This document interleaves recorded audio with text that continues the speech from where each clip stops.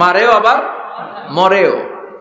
মার খেতে খেতে হঠাৎ তার ডান হাতে এক কাফের এক কোপ মেরে তার ডান হাতটা কেটে ফেলে দিল। তাকে আহত অবস্থায় রেখে দিয়ে কাফেররা অন্যদিকে চলে গেল। এই ডান হাত থেকে ব্লিডিং হতে হতে এমন অবস্থা আর সহ্য হয় না, আর কিছুক্ষণ ওয়েট করলেই তার শাহাদাতের মৃত্যু। কিসের মৃত্যু? কথা বলেন। আমাকে শহীদ করে সেই মিছিলে শামিল করে নিও, যে মিছিলের নেতা মীর হামজা খোবায়েবে খাব্বাব আল্লাহর কাছে ছিল অতি প্রিয়, শামিল করে নিও আমাকে শহীদ করে সেই মিছিলে শামিল করে নিও। পড়েন আমিন। শাহাদাতের তামান্না যার অন্তরে থাকে না সে মুমিন হতে পারে না, সে মুনাফিক। মরতে তো হবেই, এজন্য আল্লাহর কাছে আমরা শাহাদাতের মৃত্যু চাই, ঠিক কি না? বিষ্ণু বলেন শাহাদাতের মৃত্যু নিয়ে কেউ যদি বিছানায় পড়েও মারা যায়, কিয়ামতের দিন শহীদদের কাতারে আল্লাহ তাকে দাঁড় করিয়ে দিবে।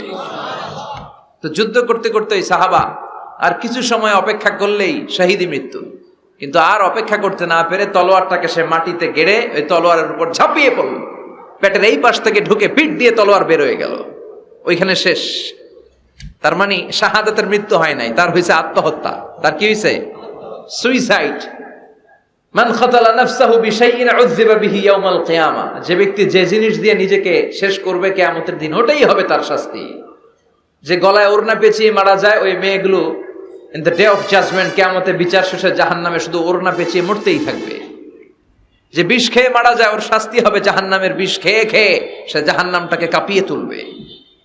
যে ছুরি ঢুকিয়ে স্ট্যাবিং করে মারা যায় ও শুধু স্ট্যাবিং করতেই থাকবে জাহান্নামে। এই সাহাবা আত্মহত্যা করলেন, পেছন থেকে লুকিয়ে লুকিয়ে যে সাহাবা এই দৃশ্য দেখলো সে দৌড়ে বিশ্বনবীর কাছে যেয়ে বলল, আশহাদু আন্নাকা মুহাম্মদ রাসূলুল্লাহ, আমি সাক্ষ্য দিচ্ছি নিশ্চয়ই আপনি আল্লাহর রাসূল। কারণ ওই সাহাবী আত্মহত্যা করে মারা গিয়েছে, তার কপালে শাহাদাত জোটে নাই। এজন্য বিশ্বনবী দোয়া করতে বলেছেন, আল্লাহুম্মা রযুকনা হুসনাল খাওয়াতিম, হে আল্লাহ আমাদের শেষটাকে তুমি ঈমানের মৃত্যু দিও, শেষ সময়টাতে তোমার নাম জপে যেন আমরা পৃথিবী থেকে যেতে পারি, তুমি তৌফিক দাও। চিল্লায় পড়েন আমিন। সব সময় মুমিন ভয় পাবে কাকে? চাইবে কার কাছে? নাকি খাজা বাবার কাছে, বড় হুজুর, ছোট হুজুর, একজনের কাছে আমরা চাইবো? চিৎকার করে বলেন তিনি কে? তিনি হচ্ছেন আমাদের আল্লাহ। আমরা আল্লাহর দরবারে শুকরিয়া জানাই যে চমৎকার প্রোগ্রামে আল্লাহ তাআলা আমাদেরকে আসার বসার তৌফিক এনায়েত করেছেন। আসুন আমরা সবাই শুরুতে কালিমাতুশ শুকর উচ্চারণ করি। আমরা পড়ি আলহামদুলিল্লাহ।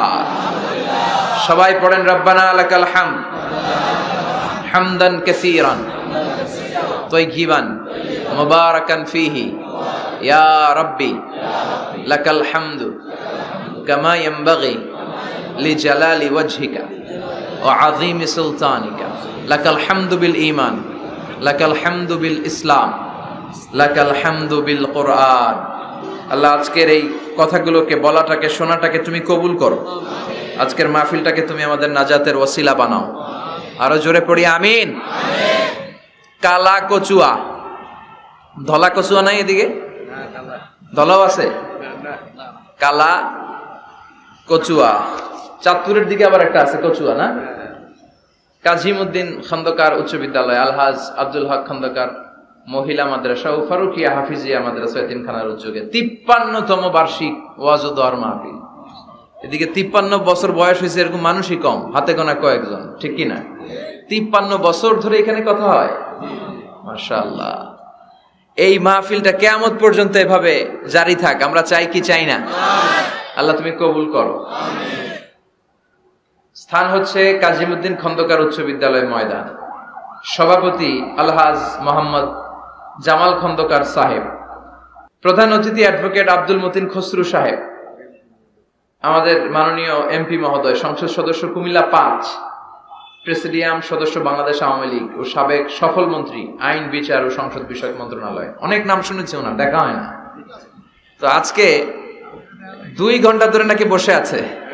আমিও আসছি দেরি করে, তারপরে এখানে একটা রেস্টুরেন্টে আমরা ডিনার করলাম। তো সবাই বারবার ফোন করে বলছিল যে এমপি সাহেব কিন্তু বসে আছে, বসে আছে। আমি ওনার নাম শুনেছি, উনি খুব ধর্মপ্রাণ একজন মানুষ।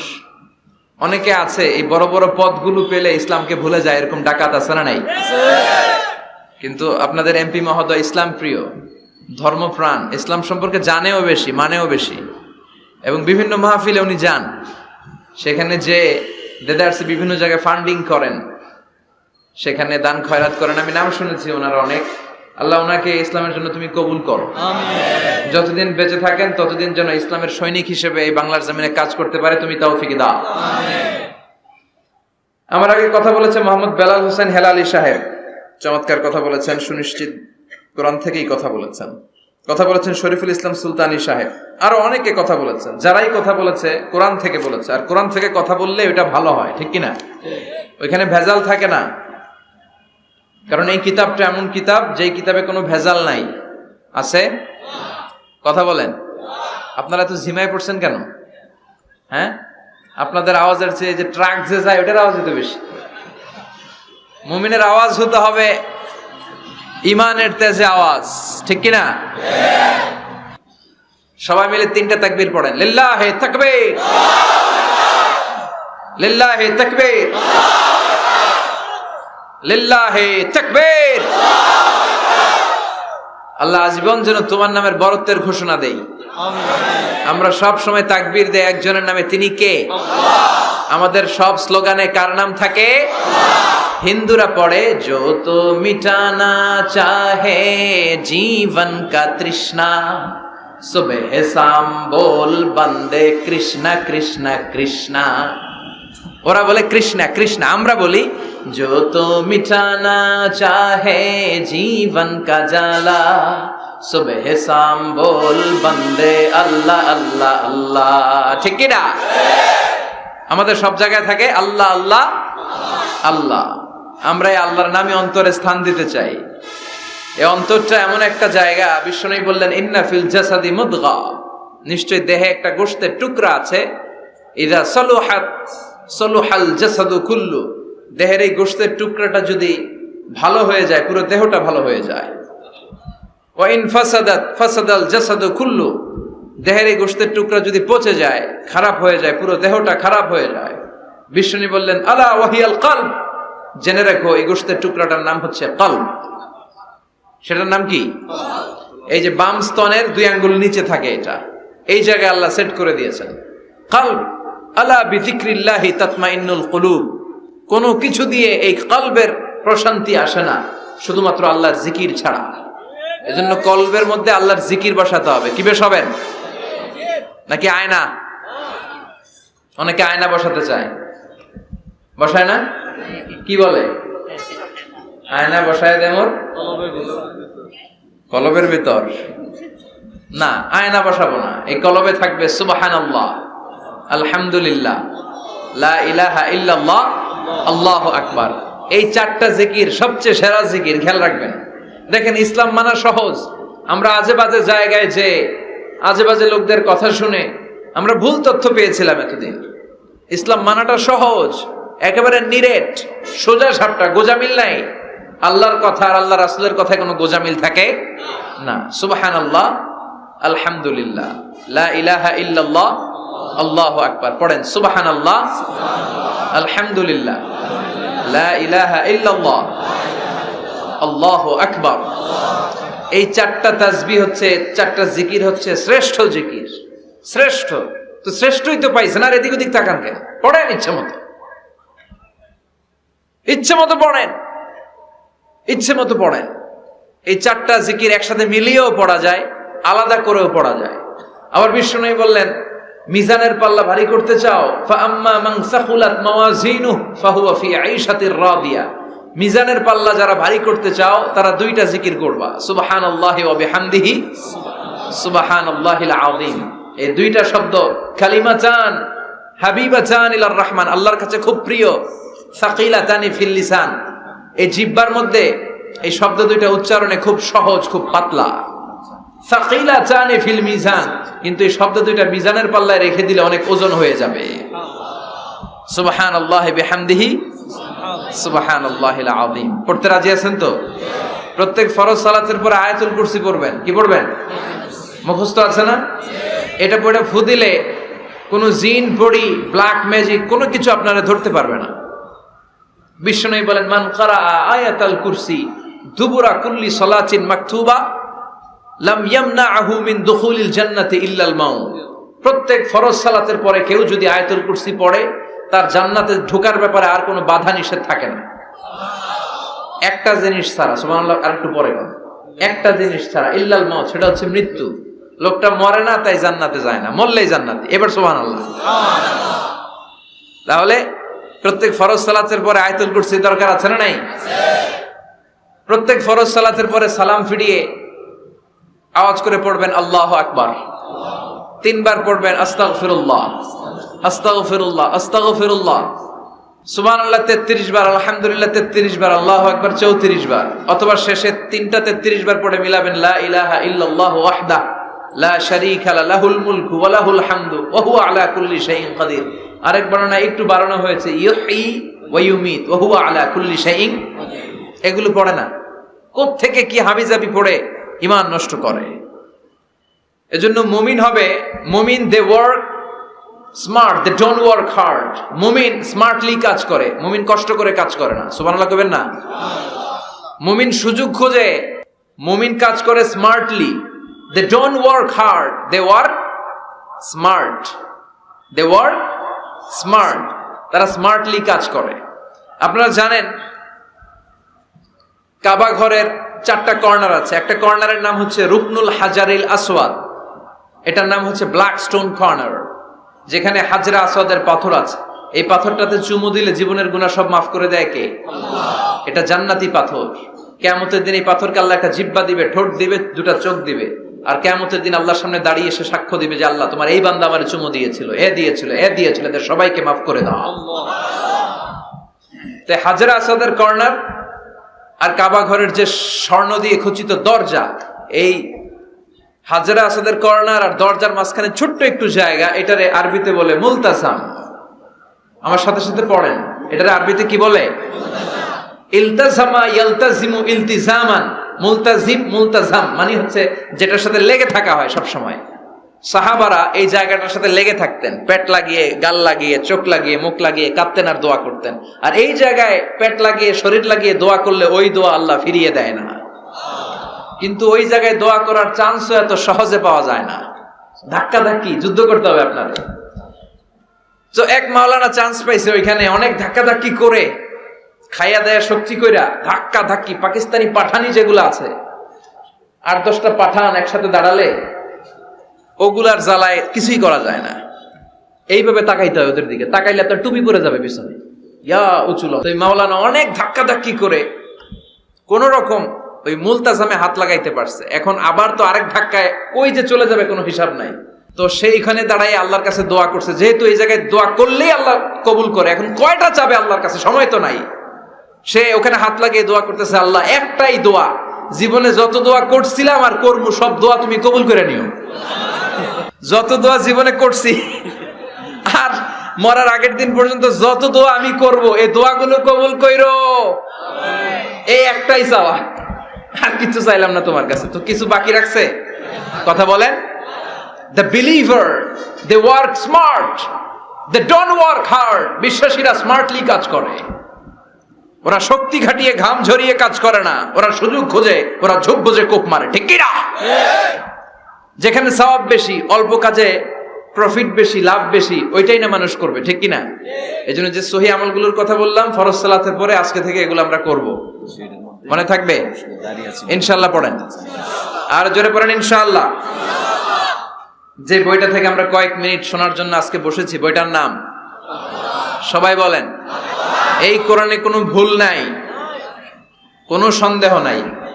This is the book, the most authentic and original book in the world, whereof there is no doubt in it, and a guidance to those who are muttaqin.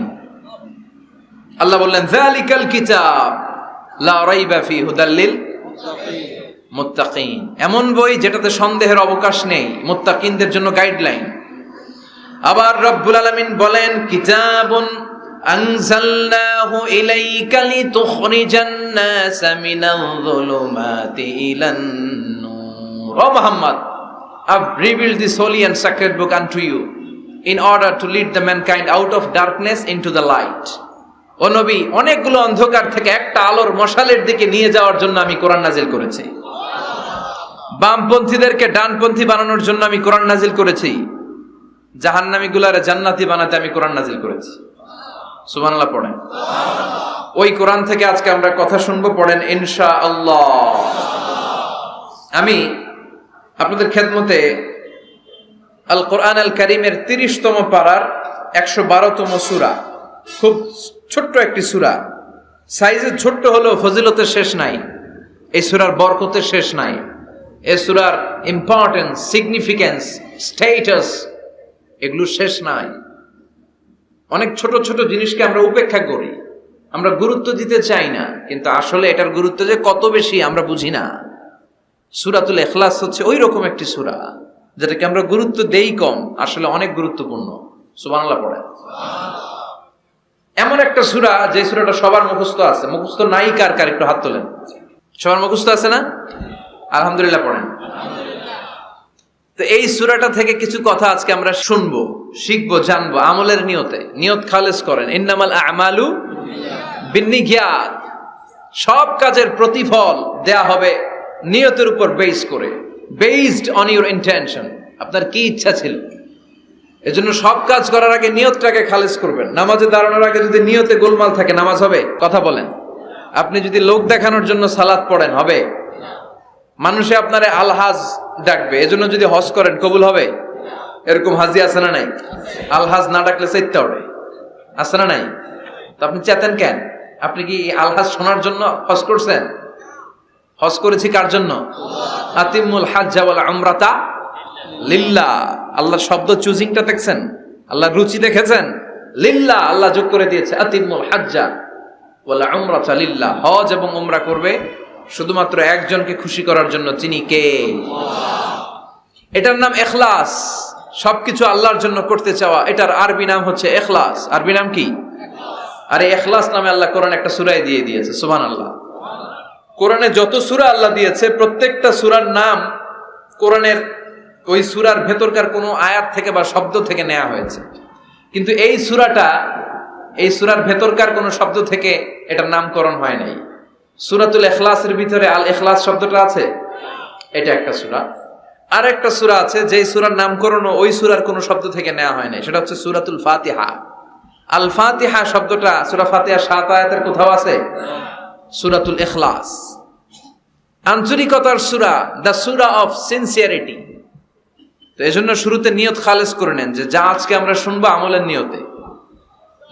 ইনশাআল্লাহ পড়েন। আল্লাহ তুমি কবুল করো। তবে আমি যখন বক্তৃতা করি, আমি মনে করি যে আমি ক্লাস নিচ্ছি, এবং আমাকে অনেকে মেসেজ করে যে, আমাকে আমার ফেসবুক পেজে অনেকে মেসেজ করে যে হুজুর আমি আপনার তাফসির ক্লাসের একজন ছাত্র। আমার বুকটা ভরে যায়, আমার খুব আনন্দ হয় তখন যে আমি আপনার তাফসির ক্লাসের এক ছাত্রী, আমি আপনার তাফসির ক্লাসের এক ছাত্র। তো এটা একটা ক্লাস, এজন্য আপনাদেরকে কিছু জিজ্ঞেস করলে আপনারা আওয়াজ করে উত্তর দিবেন। সূরাটার নাম হচ্ছে সূরাতুল ইখলাস। কি নাম? সূরাতুল ইখলাস। এই সূরার আয়াত সংখ্যা 4টি। চিল্লায় বলেন কয়টি? 4টি। এই সূরাটা মাক্কি সূরা। কি সূরা? কোরআনের সূরাগুলো দুই ভাগে বিভক্ত, একটা মাক্কি আর একটা মাদানী। এটা কি সূরা? সবাই বলেন। এটা কোরআনের 112তম সূরা। এই সূরায় মোট শব্দ আছে 15টা, অক্ষর আছে 47টা। আলহামদুলিল্লাহ পড়েন। সূরাটার নাম হচ্ছে সূরাতুল ইখলাস। সূরাতুল ইখলাসে শুধু এই সূরার নাম নয়, আরো অনেকগুলো নাম পাওয়া যায় এই সূরার। তন্মধ্যে একটি নাম হচ্ছে সূরাতুত তাওহীদ। সূরাতুল ইখলাসের অপর আরেকটি নাম হচ্ছে সূরাতুত তাওহীদেরি মুর্শিদ আমার মুহাম্মাদের নাম বলো, মুহাম্মাদের নাম। আল্লাহর নাম জপলে বুঝতে পারি আল্লাহরই কালাম, বলো মুহাম্মাদের নাম। ওই নামেরই রশি ধরে যাই আল্লাহর পথে, ওই নামেরই ভেলায় চড়ে ভাসি নূরের স্রোতে। ওই নামের বাতি জেলে দেখি আরশের মুকাম, বলো মুহাম্মাদের নাম। পড়েন। তাওহীদেরি মুর্শিদ আমার মোহাম্মদের নাম বলো, মোহাম্মদের নাম। আল্লাহর নাম জপলে বুঝতে পারি, আল্লাহরই কালাম বলো, মোহাম্মদের নাম। সুবহানাল্লাহ পড়েন। এই সূরার একটা নাম হলো সূরাতুত তাওহীদ। কি নাম? সবাই বলেন সূরাতুত তাওহীদ। কি নাম? তাওহীদের সূরা। তাওহীদ মানে একত্ববাদ, oneness of God, oneness of creator. আমাদের স্রষ্টা যে একজন, সেটাকে আরবিতে বলে তাওহীদ। আমরা এক আল্লাহ কেন্দ্রিক সব কাজ করি। আমরা নামাজের সময় ডাকি কারে? আজানের সময়, একামতে, জবাই, কুরবানি, স্লোগান, সবকিছুতে কার নাম? এটার বলে তাওহীদ। আর এই তাওহীদের বিপরীত হচ্ছে শিরক। আল্লাহ ছাড়া অন্য কারো কাছে হাত পাতা। আল্লাহর সামনে মসজিদে যে মাথা না নুয়ে মাজারে যে মাথা নত করে বাবার কাছে চাওয়া, আছে না নাই? দয়াল বাবা রে দয়া করো আমারে, দয়াল খাজা রে দয়া করো আমারে, আছে না নাই? বাবা খাজা কেউ দয়া করতে পারে না, দয়া করার মালিক কে? আল্লাহ। এজন্য বলতে হবে দয়াল আল্লাহ রে দয়া করো আমারে। পড়েন, দয়াল আল্লাহ রে দয়া করো আমারে। মৃত ব্যক্তির কাছে কিছু চাওয়া যায় না। খেয়াল করে শুনবেন, আল মাইয়িতু ফিল কবর কাল গরিকু ফিল বাহর। সাঁতার না জানা ব্যক্তি সাগরে পড়ে গেলে যেমন অসহায়, কবরে চলে গেলে মানুষটা এরকম অসহায়, সে চেয়ে থাকে আপনারা কি পাঠাইবেন, আপনারা তার জন্য কি পাঠান, এটার জন্য সে ওয়েট করে। সে কিছু পাঠাতে পারে না, সে আপনার বিপদ থেকে উদ্ধার করতে পারে না, সে আপনার মনের আশা পূর্ণ করতে পারে না। আপনার মনের আশা পূর্ণ করতে পারে শুধু একটা সত্তা। চিল্লায় বলেন তিনি কে? এটার নাম তাওহীদ। এটার নাম কি? এজন্য খাজা বাবার দরবারেতে কেউ ফিরে না খালি হাতে। এগুলো বলবেন কখনো? কেউ ফিরে না খালি হাতে, খাজারে তোর দরবারেতে, বলে না? এটা কি সত্যি? কত দরবার থেকে কত লোক খালি হাতে ফিরে। দামি ঘড়ি পরে গেছে, ঘড়ি চুরি হয়েছে, এখন খালি হাতে ফিরে। পকেট ভর্তি টাকা নিয়ে গেছিল, টাকা চুরি হয়ে যায়, খালি পকেটে ফিরে, আছে না নাই? এক দরবার থেকে কেউ কোনোদিন খালি হাতে ফিরে না। চিৎকার করে বলেন দরবারটা কার? কেউ ফিরে না খালি হাতে, আল্লাহরে তোর দরবারেতে। পড়েন, কেউ ফিরে না। মনে থাকবে? এটার নাম তাওহীদ, এটার নাম। আর এর বিপরীত হচ্ছে শিরক। বিপরীত কি? ইন্নাল্লাহা লা ইয়াগফিরু আন ইউশরাকা বিহি ওয়া ইয়াগফিরু মা দুনা যালিকা লিমান ইয়াশা। আল্লাহ বলেন তিনি সব গুনাহ মাফ করে দিতে পারেন, সব গুনাহ তিনি ক্ষমা করে দেন, সব পাপ তিনি মার্জনা করে দেন, শুধুমাত্র শিরকের পাপ ছাড়া। কোন পাপ ছাড়া? মনে থাকবে, শিরক করছেন তো মরছেন, শিরক করেছেন তো মরেছেন। ক্যান্সারের অ্যান্সার আছে, শিরকের কোনো অ্যান্সার নাই, কারণ আল্লাহ সব মাফ করে, এটার মাফ করে না। ইন্না শিরকা লা যুলমুন আযীম, এটা মহাপাপ, সব পাপের বড় পাপ, সব পাপের বাপ। এটার নাম শিরক। এটার নাম কি? চাবো আল্লাহর কাছে, চাবো, সেজদা দিব আল্লাহর কাছে, সেজদা দেব। আশা আকাঙ্ক্ষা জ্বালা যন্ত্রণা সব দূর করে দিতে পারে একজন। চিৎকার করে বলেন তিনি কে? বিশ্বনবী বলেন হাদিসে কুদসিতে আল্লাহ ফরমান, কিয়ামতের কঠিন ময়দানে পাহাড় পরিমাণ গুনাহ নিয়ে, সাগরের অথই জলরাশি পরিমাণ গুনাহ নিয়ে, ও বান্দা যদি তুমি আমার কাছে হাজির হয়ে যাও, ওই গুনার মধ্যে যদি শিরকের কোনো গুনাহ না থাকে, তাহলে আমি আল্লাহ পাহাড় পরিমাণ, সাগরের জলরাশি পরিমাণ ক্ষমার দয়া নিয়ে তোমার কাছে হাজির হয়ে যাব। লা ইন আশরাকতা লা ইয়াহবাতান্না আমালুক ওয়া লা তাকুনান্না মিনাল খাসিরিন। যদি শিরক করো তোমার সব আমল শেষ। আপনার রোজা, আপনার নামাজ, আপনার জিকির, আপনার হজ সবগুলোর বরবাদ করে দিবে কে? এজন্য আমরা যখন নামাজে দাঁড়াই, আল্লাহ বলে নামাজ পড়ে আগে ঘোষণা দে তুই মুশরিক না মুওয়াহিদ। আমরা পড়ি ইন্নী ওয়াজ্জাহাতু ওয়াজহিয়া লিল্লাযী ফাতারাস সামাওয়াতি ওয়াল আরদা হানিফাও ওয়া মা আনা মিনাল মুশরিকিন। ওয়া মা আনা মিনাল, এর মানে কি? আমি মুশরিক না, আল্লাহ আমি মুশরিক না, আল্লাহ আমি মুশরিক না। আবার যখন আরাফার ময়দানে লক্ষ লক্ষ হাজী সাহেবান ইজার আর রিদা, সাদা রঙের একটা চাদর পরে, সাদা রঙের একটা লুঙ্গি পরে, চোখের পানি ছেড়ে আরাফার ময়দানে কাঁদে। আল্লাহ বলে কান্না করবি পরে, আগে বল শিরক করস নাকি? আমরা বলি লাব্বাইক আল্লাহুম্মা লাব্বাইক, লাব্বাইক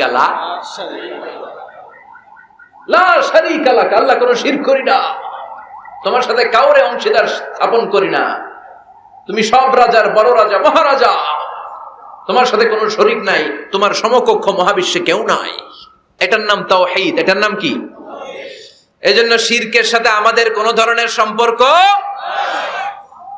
বিশ্বনবী বললেন শিরক হচ্ছে আখফা মিন দাবিবিন নামাল, পিঁপড়ার গুটি গুটি পায়ের চেয়েও ভয়ঙ্কর। পিঁপড়া যেমনি গুটি গুটি পায়ে হেঁটে হেঁটে মিষ্টির দোকানে ঢুকে যায়, যেখানে মিষ্টি রেখেছেন, মিষ্টি জাতীয় খাবার রেখেছেন, ওই পাতিলের ভেতরে লুকিয়ে লুকিয়ে গুটি গুটি পায়ে যেমনি পিঁপড়া ঢুকে যায়, তেমনি শিরক করলে শির গুটি গুটি পায়ে আপনার দেহের ভেতরে ঢুকে আপনার ঈমানকে বরবাদ করে সারখার করে দিবে, শেষ হয়ে যাবে আপনার ঈমান।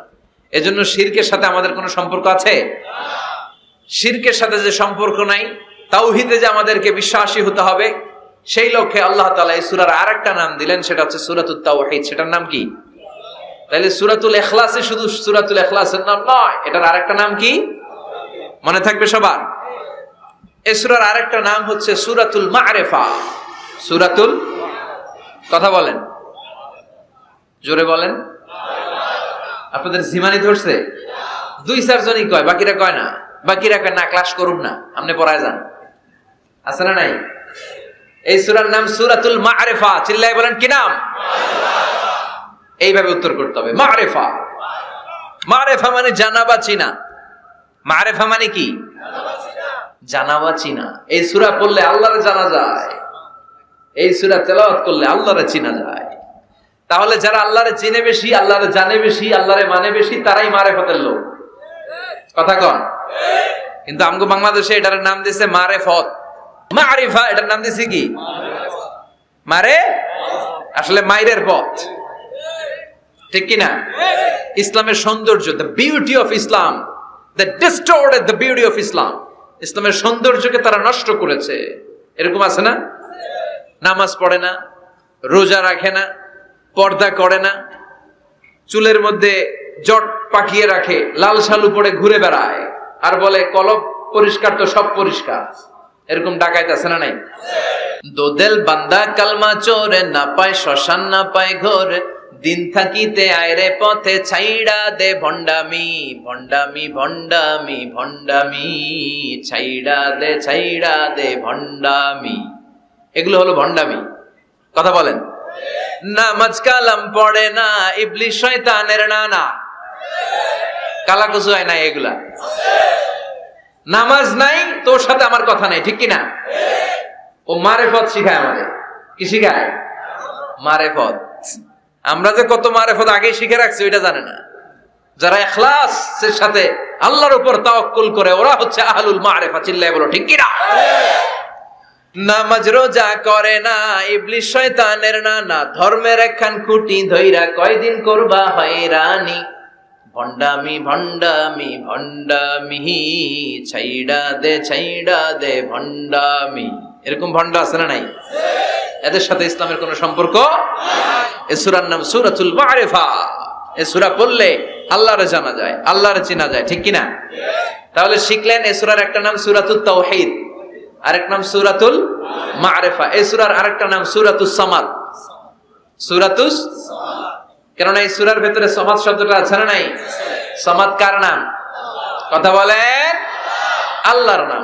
সামাদ মানে হচ্ছে অমুখাপেক্ষী, যিনি কারো কাছে চায় না, সবাই তার কাছে চায়। তিনি কে? তিনি আল্লাহ। এটার নাম সূরাতুস সামাদ। সামাদ মানে অমুখাপেক্ষী। সামাদের বিপরীত শব্দ হচ্ছে সানাম। সামাদের বিপরীত কি? সানাম মানে মূর্তি। সানাম মানে মূর্তি। জাহেলি যুগে বিশ্বনবীর কাছে যখন সর্বপ্রথম তাওহীদের দাওয়াত আসলো, ওই সময়ে একটা লোক মূর্তির পূজা করত। মূর্তিটারে খুব দেখভাল করত, যত্ন করত, আদর সোহাগ করত। আর রাত্রিবেলা এটার সামনে মিষ্টি দই হালুয়া সিরা রাইখা কেঁদে কেঁদে মনের জ্বালার কথা মূর্তির কাছে কইতো। সে ভাবতো এটাই আমার বড় খোদা। সে কি ভাবতো? এটাই আমার, এটারে বললেই এটাই আমার বিপদ থেকে মুক্তি দিবে, আমাকে পরিত্রাণ দিবে, আমাকে সেভ করবে এটা। এভাবে সে আল্লাহকে বাদ দিয়ে মূর্তির ইবাদত করত, মূর্তিকে খুব যত্ন করত। একদিন কোন এক কাজে মূর্তিটাকে রেখে সে ঘরের বাইরে গেল, এক পাশে গেল। কাজ শেষে এসে দেখে তার এই মূর্তির গায়ে পানি। মূর্তিটাকে দেখতে মনে হচ্ছে যে কে যেন গোসল করায় গেছে, পানি। তো সে ভাবলো যেহেতু আমার খোদার গায়ে পানি, এটা নিশ্চয়ই ভালো পানি হবে। He thought it is the water of mercy and blessings. সে ভাবলো it could be the water of rahma. এটা মনে হয় রহমতের পানি হবে, যেহেতু খোদার গায়ে পানি। তো রহমতের গায়ে পানি শুকিয়ে যাওয়ার আগে খেয়ে ফেলি, তাহলে সব রহমত ঢুকবে কই? পেটে। When he thought it is the water of rahma, water of mercy and blessings, he started to suck it with his tongue. সে জিহ্বা দিয়ে চাটতে শুরু করছে, চেটে চেটে সব রহমত নিয়ে নিচ্ছে পেটে। When he started to suck it, he found the taste is little bit bitter. The taste is weird. জিহ্বা দিয়ে যখন চাটতে শুরু করছে তখন সে পেল যে এটার স্বাদটা কেমন যেন কটা কটা লাগে, লবণাক্ত, একটু টক টক, হাজমুলার মতো লাগে। কিসের মতো? কিরে এরকম লাগে কেন? If it is the water of mercy, it should be sweeter. এটা যদি রহমতের পানি হয় এটা সুইট হবে, মিষ্টি হবে। এটা টক লাগে কেন, কটা লাগে কেন, ঘটনা কি? খুঁজতে লাগলো ডানে বায়ে, খুঁজতে খুঁজতে দেখে ঘরের পাশেই দুইটা খ্যাকশিয়া। অনেকে এই বর্ণনাটা দিতে যে কুকুরের কথা বলে, কিন্তু হাদিসে এসছে খ্যাকশিয়া, সালাবান, দুইটা খ্যাকশিয়া। দেখতো যে একটা খ্যাকশিয়াল এখনো পা উঁচু করে রাখছে, মাঝখান থেকে রহমতের পানি এখনো কিছু পড়ছে, just dropping the water of রাহমা, এখনো পড়তেছে টপ টপ। বোঝা যায় না? বোঝা যায়। টনক নড়েছে তার, তার ঘুমন্ত বিবেক এবার জেগেছে। এবার সে চিন্তা করলো, হায় হায়, এতক্ষণ ভাবছি রহমতের পানি, এখন দেখি কুত্তার মুত, এখন দেখি খ্যাকশিয়ালের পেশাব। সর্বনাশ, কি করলাম এতটা বছর, এত টাকা, এত পয়সা, এত আদর সোহাগ যত্ন এটারে দিলাম, কি দিল তার বিনিময়ে সে আমাকে? যে একটা খ্যাকশিয়ালের পেশাব থেকে, কুকুরের পেশাব থেকে নিজের বাঁচাতে পারে না, সে জাহান্নামের আগুন থেকে কিয়ামতের দিন আমারে কেমনে বাঁচাবে? রাগের চোটে খোদারে ধরে দিছে আসা। খোদারে ধরে কি করছে? এক আসারে খোদার হাত পাও নাই, ভাঙ্গা খোদারে নিয়া দৌড়ে দৌড়ে বিশ্বনবীর কাছে এসেছে। এসে বলল, আব্দুল্লাহর বেটা মোহাম্মদ, এতদিন ভাবছি এটা খোদা, এখন দেখি হুদা। হুদা হুদা এটার পিছনে ঘুরছি, এটার কোনো পাওয়ার নাই, সব পাওয়ার আছে একজনের। চিল্লায় বলো, তিনি কে? ঝিনুকের ভেতর লুকিয়ে থাকে যেমন মতি, ঝিনুকের ভেতর লুকিয়ে থাকে যেমন মতি, কালমা শাহাদাতে আছে আল্লাহর জ্যোতি, কালমা শাহাদাতে আছে আল্লাহর জ্যোতি। পড়েন পড়েন। ঝিনুকের ভেতর লুকিয়ে থাকে যেমন মতি, ঝিনুকের ভেতর লুকিয়ে থাকে যেমন মতি, কালমা শাহাদাতে আছে আল্লাহর জ্যোতি, কালমা শাহাদাতে আছে আল্লাহর জ্যোতি। সুবহানাল্লাহ পড়েন। এসে বলে, আব্দুল্লাহর বেটা মোহাম্মদ, ভাবছিলাম খোদা, এখন দেখি হুদা, আর এটারে ডাকতে চাই না, তুমি আমারে পড়ায় দাও লা ইলাহা মুহাম্মাদুর রাসূলুল্লাহ। কালিমা পড়ে মুসলমান হয়ে গিয়েছে। সুবহানাল্লাহ পড়েন। এজন্য এই সূরার একটা নাম হচ্ছে সূরাতুস সামাদ। তাহলে পাইলাম সূরাতুত তাওহীদ, পাইলাম সূরাতুল মারিফা, পাইলাম সূরাতুস। সুবহানাল্লাহ পড়েন। এই সূরাটা বিশ্বনবী সাল্লাল্লাহু আলাইহি ওয়াসাল্লাম প্রতিদিন ফজরের নামাজের সুন্নত যে 2 রাকাত, ফজরের সালাতের সুন্নত 2 রাকাত পড়ি না আমরা, 2 রাকাতে বিশ্বনবী পড়তেন। মাগরিবের 2 রাকাত সুন্নতের মধ্যে এই সূরাটা পড়তেন। বেতেরের 3 রাকাতের শেষ রাকাতে বিশ্বনবী সূরাতুল ইখলাসটা পড়তেন। আবার তাওয়াফ করার পরে যারা হজ উমরা করছেন, তাওয়াফ করা লাগে না? কয়টা? 7টা। 7টা তাওয়াফে একটা তাওয়াফ হয়। 7টা রাউন্ড দিলে, টার্ন দিলে 7 টার্নস মেক এ তাওয়াফ। 7টা টার্ন দিবেন আপনি, তখন একটা তাওয়াফ হয়। এই ইবাদতটা শুধু মক্কাতুল মুকাররমাতে করা যায়, আর পৃথিবীর কোথাও করা যায়? তাওয়াফ প্রতিদিন 120টা রহমত নাজিল হয় কাবা ঘরে। সিত্তুন আলী তাইফিন 60টা তাওয়াফকারীদের জন্য, আর 40 আলিল মুসাল্লিন 40টা যারা কাবা ঘরে নামাজ পড়ে তাদের জন্য, ওয়াল 20 লিন্নাজিরিনা ইলাল কাবা, বাকি 20টা যারা নামাজও পড়ে না তাওয়াফও করে না, শুধু কাবার দিকে দুচুক মেলে তাকিয়ে থাকে, তাদের উপর প্রতিনিয়ত 20টা রহমত নাজিল হতে থাকে। প্রতিদিন 120টা রহমত নাজিল হয় কাবাকে কেন্দ্র করে। সুবহানাল্লাহ বাড়িতে গিয়া চিৎকার করে আল্লাহু আকবার। এই 7 তাওয়াফ করার পরে 2 রাকাত নামাজ পড়া সুন্নাত, জানেন? জানা না থাকলে জেনে রাখেন, হজে যেদিন যাবেন কাজে লাগবে, উমরা করতে গেলেও লাগবে। 7 তাওয়াফ করে 2 রাকাত সালাত পড়তে হয়। এই 2 রাকাতের প্রথম রাকাতে বিশ্বনবী পড়তেন সূরাতুল কাফিরুন, কুল ইয়া আইয়ুহাল লা আ'বুদু মা, আর দ্বিতীয় রাকাতে পড়তেন সূরাতুল ইখলাস। সুবহানাল্লাহ পড়েন। আবার বিশ্বনবী এই সূরাকে বলেছেন সুলুসুল কোরআন, কোরআনের 3 ভাগের 1 ভাগ। একবার কেউ যদি তাজবিদের সাথে সূরাতুল ইখলাস তেলাওয়াত করে, রব্বুল আলামিন তার আমলনামায় 10 পারা কোরআন তেলাওয়াতের সওয়াব দিয়ে দিবে। 2 বার তেলাওয়াত করলে 20 পারার সওয়াব দেয়া হবে। 3 বার যদি কেউ এই ছোট্ট সূরাটা কেবলমাত্র 3 বার তেলাওয়াত করে, পুরো কোরআন খতমের সওয়াব আমলনামায় দিবে কে? ফজিলত কম না বেশি? টের পাচ্ছেন তো ফজিলতটা? 3 বার পড়লে পুরো কোরআন কভার। কোন মুহাদ্দিসিন বলেছেন না, বিশ্বনবী সুলুসুল কোরআন দ্বারা 1/3 অফ দ্য বুক দ্বারা এটা বুঝায় নাই। বিশ্বনবী বুঝিয়েছেন পুরো কোরআনটাকে যদি প্রেসাইজ করা হয়, কনসাইজ করা হয়, যে হুজুর পুরো কোরআনের সব কথাগুলোর আপনি প্রেসাইজ করে 3 শব্দে আমারে বলেন যে পুরো কোরআন আল্লাহ কি বলেছে, তাহলে আমি বলবো কোরআনে আল্লাহ আপনাকে বলেছে তাওহীদের কথা, বলেছে রিসালাতের কথা, আর বলেছে আখিরাতের কথা। তাহলে পুরো কোরআনের মৌলিক কথা 3টা। 1 নাম্বার তাওহীদ, 2 নাম্বার রিসালাত, 3 নাম্বার সবাই বলেন 1 নাম্বার, 2 নাম্বার, 3 নাম্বার। যেহেতু এই সূরাটা তাওহীদ নিয়ে কথা বলে, যেহেতু এই সূরাটা তাওহীদের রূপরেখা অঙ্কন করেছে, সেহেতু কেউ যদি এই সূরাটা পড়ে কেমন যেন সে কোরআনের 3 ভাগের 1 ভাগ তেলাওয়াত করে ফেললো। কোন সুবহানাল্লাহ।